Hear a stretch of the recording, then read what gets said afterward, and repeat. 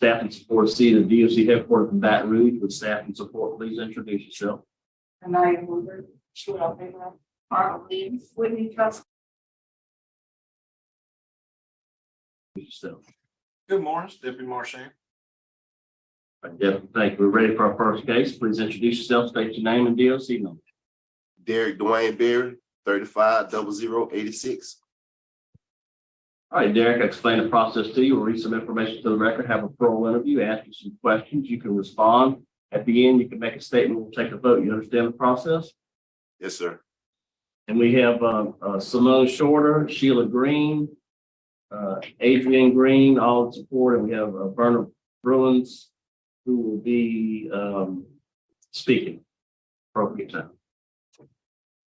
Derrek Berry DOC number 350086, fifth class offender, parole eligibility date 6/9/2023, good time date 12/15/2023, full term date 9/9/2034, 15-year sentence, possession with intent to distribute fentanyl, heroin, methamphetamine, hydrocodone, alprazolam, possession with intent to distribute heroin. Does that sound correct? Yes, sir. It's like you were revoked in 2020, September 17, 2020. Is that correct? Yes, sir. Good. How old are you, Derek? 45. How many years have you been incarcerated? A lot, sir. How many 20 years incarcerated on this chart this time? 3 years or something. 3 years on a 15-year sentence. Did you have a GED or high school diploma? No, sir. What grade did you drop out of school and The 9th. why did you drop out? In the streets, sir. Drugs and in the streets. So haven't tried to work on your GED, have you, or have you not? Well, yes, sir. I was in the process of getting it in Bossier, but COVID shut everything down. It stopped everything. And you don't have access to get it where you are? Well, I work. I don't know how to go by doing it. They have the tablets. You can go on it and do it, but the program don't work where we at in the work release. Have you asked anybody, hey, can I get my GED? Have you attempted to ask anybody? Well, I know they had a program on the tablet, but for some reason we'll cross the fence from this jail, and you can't. Some reason you can't get on it. I never asked the deputy about it. So what are you currently doing there? I work at a plastic plant. How long you been working at the plastic plant? Almost 9 months.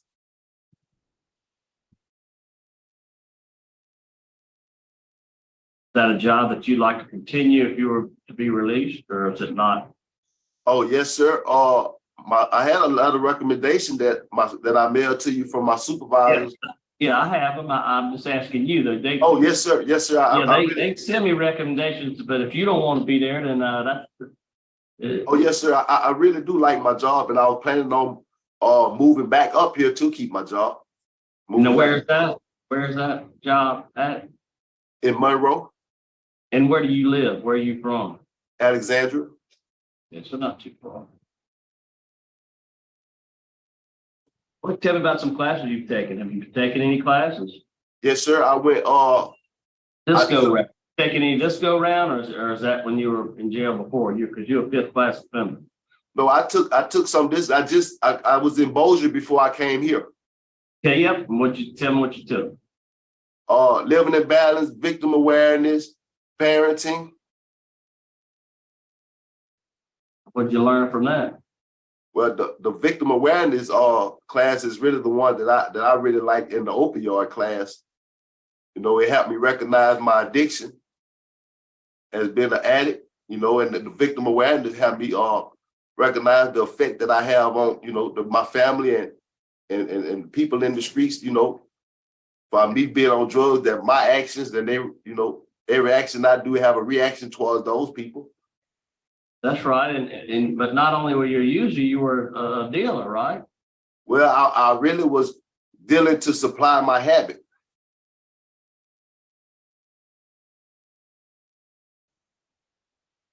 So you didn't sell it just in general? I mean, you know, didn't you sell some to a fellow that took some fentanyl? Well, I was charged with it, but I didn't even know that fellow. But you the one that gave him or sold him the fentanyl, right? You talking about it for the 2017? That's what I'm talking about. The guy Well, the one that's passed. Well, it was said, See, it was the guy that was deceased. I never knew him. I didn't know him. I never met him. I was charged with it, but it was said that I was supposedly gave it to somebody else that gave it to him. But the guy that's deceased, Mr. Knapp, I never knew him. but you can see where where that could have happened, right? Yes, sir. Tell me when your last disciplinary write-up was. Well, I haven't had now since I've been locked up this time, sir. Okay. Because I mean, I have one disciplinary on 4/1/2021. No, And Rapides detention. no, I never got a write-up in Rapides. It's on your file here. You don't remember getting one? No, sir. I never received the write-up since I've been locked up. Yeah, so then before that, it was in 13 was the last one I saw. Yeah, yes, sir. But I never received on this one in Rapides. I never received the write-up. You're not aware of that? No, sir. Staff have any input on that? Well, he's only been here with us since, I think, April 22. And since he's been here, he has no incidents, no write-ups or any incidents with us. Have you had any long-term substance abuse with all the issues you've had? Have I have any? I couldn't hear you. Long-term substance abuse program. Well, just the Steve. I know the living in balance, and I saw where it had you Steve Hall on 3/25/22. I took the substance abuse classes in Rapides in Alexandria, and then I wrote Steve Hall to go to those to take the classes again at Steve Hall. But you haven't been, so you've been to Steve Hall once, and did you go the second time? Yes, sir. You went once before, then you had to relapse and had all this, and then you went again? I went again, yes, sir. I was at Steve Hall before I came here to Monroe. Right. So why how is it going to help you this time when it didn't help you the first time? I guess it's Well, honestly, sir, the first time I went, it was just for the good time. But the second time I went, I already had the good time for Rapides. I wrote them to come and get me because I liked the program, but the first time it was just for the good time. But the second time I went, I wrote them to come and get me so I can actually participate and see what the program had to offer me. Okay, so the first time you just did it just to get you some good time. Yes, sir. But the second time, this last time I went, I already had the good time in Rapides. Right, that's right. So what's your plan for you to be released? Where are you going to go? What you going to do? Well, I'm going to go live with my mom. And I'm planning on move back to Monroe to keep my job at Mid-South. You're going to live in Alexandria. I mean, you're going to commute every day to your job? I mean, how you going to? The way they work is like I work 1 week, I'll work 4 days, and the next week I'll work 2 days. On my long weeks, I'll plan on staying in the motel room up here for my days that I have to work and drive back until I can find me an apartment. I checked into I was checking into a sober living house, and they got man, what is that called? 318. It's a 318 program down here in Monroe. I had the deputies print me out the paperwork for the 318 program, down here up in Monroe, and I've been reading it on that while I'm off on my off days. But you think you're gonna be able to get into that? Yes, sir. Have you just been reading it? Have you reached out to anybody? Well, I just had got him to pull up the package for me. I just been reading it for to see, you know, what all they offer and what do I qualify for. And they gave me the name of the woman, but I haven't reached out to her yet because I haven't finished with the package. And they said you got to have I talked to another guy and he said that you got to have a certain amount of time left to reach out to her for to actually get up in the program. So tell me, I mean, look, you're 45 years old, taking a lot of classes, obviously you're doing very well. I mean, you're a fifth class offender. I mean, what's gonna make me feel good to let you go be released early? You're gonna be released at 12/15/2023 regardless. You're gonna be released in a year in December. I mean, your history is concerning. The fact that you were revoked in 2020 is concerning. Your supervision, you're a moderate risk score. You've done some good things. Obviously, you're doing well there. You know, you've only done 3 years on a 15-year sentence. What's going to make me feel good to let you be released early? Well, for one, I admitted to my drug use to my family. I used to hide it from my family, but I admitted my drug use to my family. I have a good support system. They wanted to support me.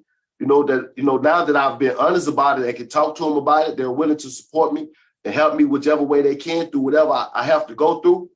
And my job, I really like my job, and I'm really planning on staying here in Monroe, and I'm not planning on going back to Alexandria, being around the same people, and getting involved in the same things. That's mainly what's been my problem.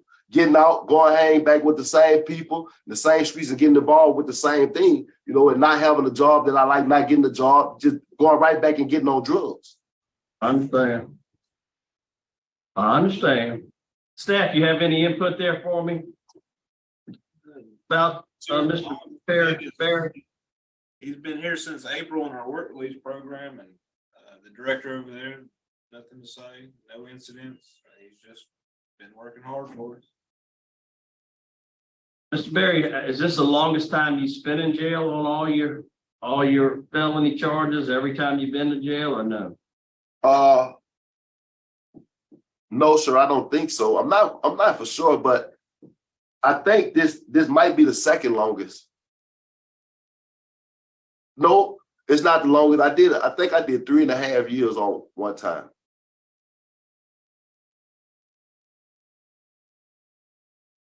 Okay. All right. Would you like to make a statement on your behalf? Yes, sir. Go ahead. I know I've been in and out of trouble, but I keep going, like I just said, I keep going back to the same streets, getting involved and mixed up with the same people and having the same, and it's been the same outcome. But this time I'm planning on staying here in Monroe and joining the 318 program and going, to additional NA and 88 meetings, anything with the support of my family to help me change and break that cycle of my habits in the streets, my drug dealing, and my drug addictions. All right. All right, panel fair to vote. I'm a vote person. Listen, you're a little difficult. I'll be honest with you. Hey, we need to hear from Miss Verna first. Let's hear from Miss Verna. Verna Bruins, right? Is that correct? Yes, sir. That's my mother. Mm-hmm. She on there? Yes. Well, I'm his sister. I thought I was gonna speak on his. Sir? Who are you? Sheila Green. I thought I was gonna speak on his behalf. If my mom was gonna speak if I wasn't able to speak, but I can get her. Okay, well, you go ahead and speak then. If you want to speak on his behalf, that's fine. That's fine. And me and my mom can speak together, but that's fine. Yeah, okay, I didn't have you down. Sorry about that. No, you're fine. So you Sheila? Yes, sir. Okay, so Sheila and Bernie, y'all one at a time, y'all can speak, that'll be good. Okay. So I don't know, I guess like What did you want me to explain why why we feel that he should come home? Yeah, or- just a brief statement of why you think he's ready to come home. Oh, because of all the siblings, I'm the closest to my brother. And like he said, he was going through life at the time and battling with his drug addiction in the streets. And we didn't understand what was going on with him. And I stayed on him about that, but I can see a very different person in my brother right now. Like he's not the same brother that he was a year ago or 5 years ago or even 2 or 3 years ago. He's definitely changed. And I think this time around, he has something, like he has grandkids now. So he looked forward to coming home to spending time with his grandkids, making that lost time up with his boys. And I don't know, I just see a changed person in him. All right, thank you. And the thing that he do more is talk about God more now to me. And he never talked about God. Every time I bring that up, he not trying to throw that in there, but to me, that's a big improvement for him. All right. Speak to you, and does your mom like to speak? Mama, you want to speak? You echoing. Mute your phone.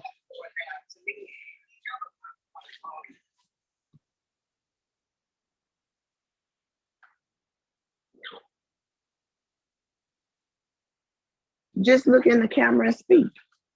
They wouldn't know you to talk. You off of mute. Okay, you go ahead and make a statement. That's fine. Oh, go ahead. They can talk. You on my earpiece. Can you hear me? Yes, ma'am. I'm gonna try. I'm out of breath right now. They just waiting on you to talk. I feel like I need him home. I miss him. I love him so much. And I want to see my baby home. Once I got a chance. All right. Thank you. I can't hear nothing they say. Okay, thank you. Did you All hear us, right. sir? We did. We heard everything. Thank you so much. All right, Derek.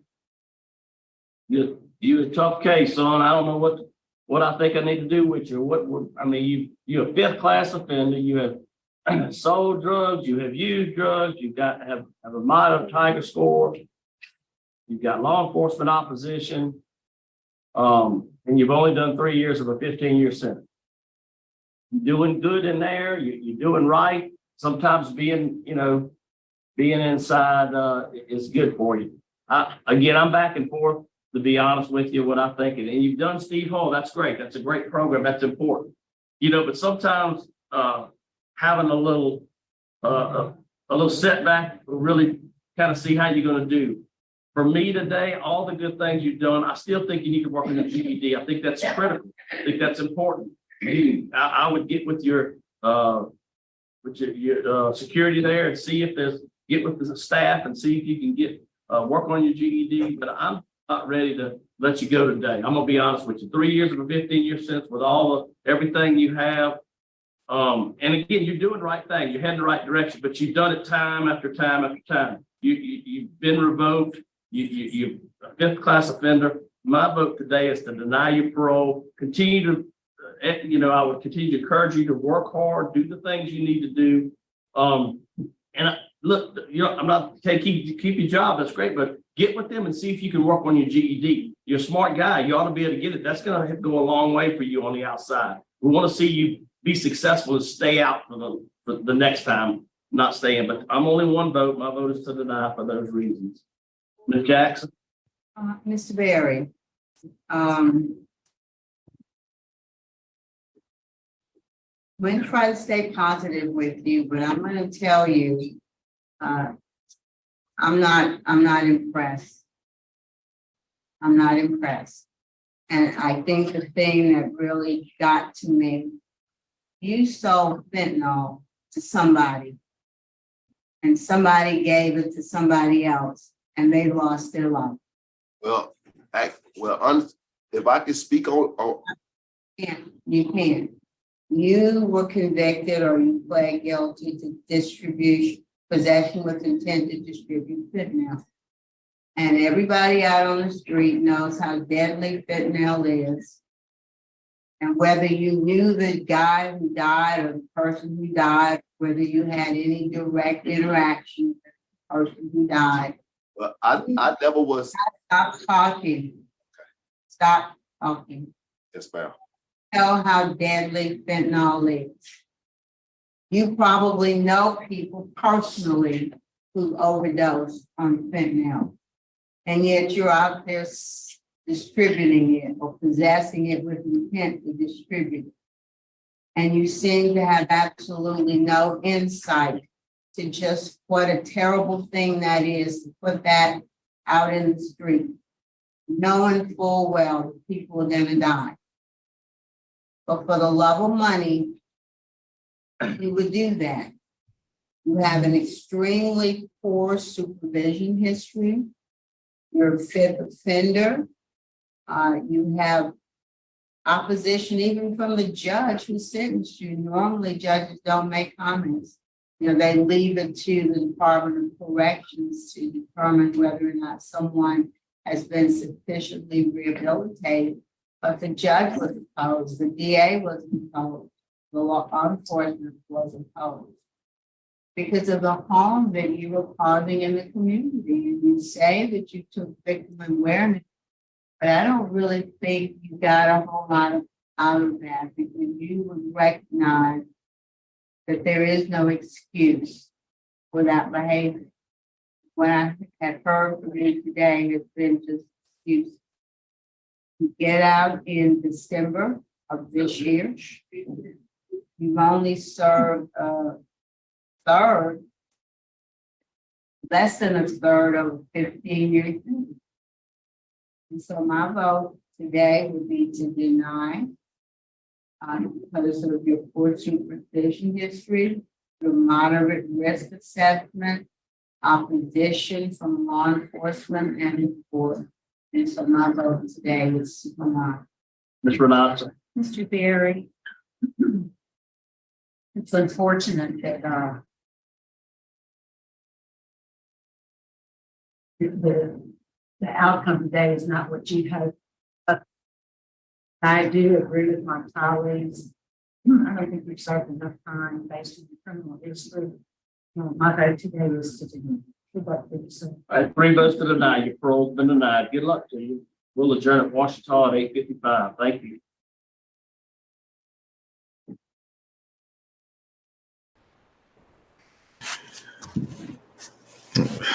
He is charming.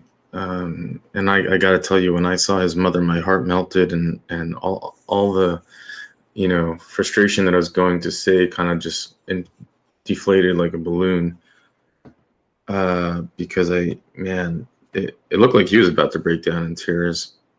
I think I was, but then Miss Jackson brought me back into the right place. I agree with her. Fentanyl is killing people. I think more people died last year from overdoses than all of our wars in the last 20 years combined.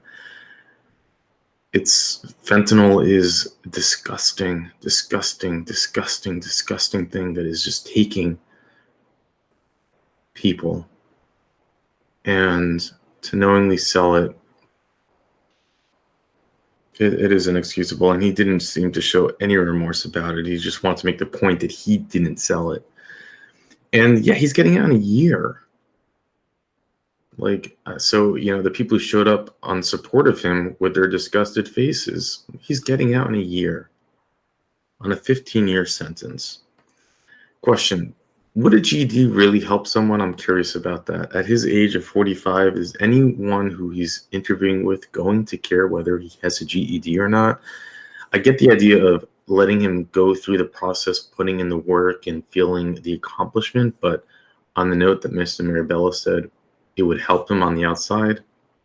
Does it? I'm just curious if anyone has firsthand experience, either hiring or getting hired because they have a GED.